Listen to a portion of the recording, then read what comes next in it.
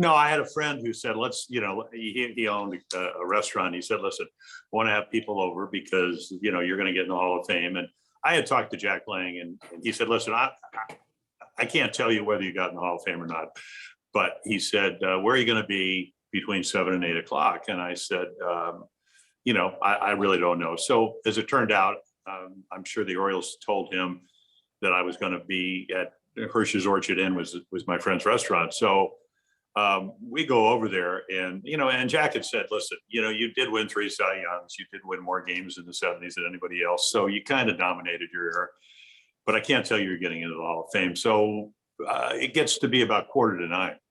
And my stepson, BJ, says, Jim, it's not looking very good because they said they call it between 7 and 8. Somebody had told Jack in the Hall of Fame that I was at a crab place that was actually closed in the winter.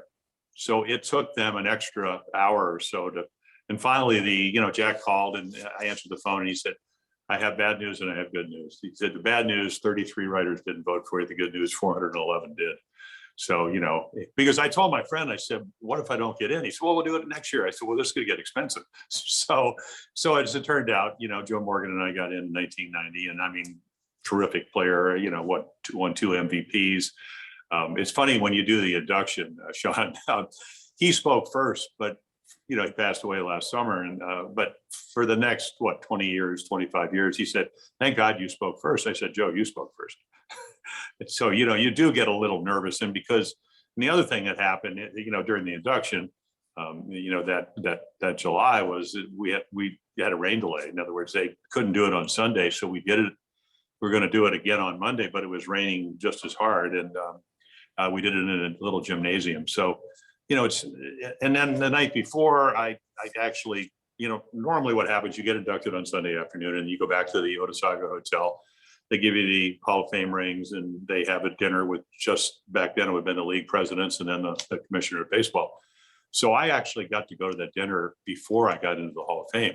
And Ted Williams grabbed a microphone and Stan Musial, one of the great players of all time with, 3,630 hits, 1,815 at home and 1,815 on the road. I don't know how he ever figured that out or pulled that off. He had been ill and Ted actually passed the microphone around and everybody said how nice it was to see Stan back and Yogi mentioned, it wasn't a scripted thing, but I got to see a little bit what it was like before I even did the induction of what it's like to be in the Hall of Fame. That, obviously it's a select group of players, but they also, because of the history and the fact that, they played against each other, a lot of them, were mortal enemies in a sense, if you played for the Yankees, you wanted to beat the Red Sox, et cetera, et cetera. So we got a little glimpse of it. So it made the induction speak even a little bit more difficult.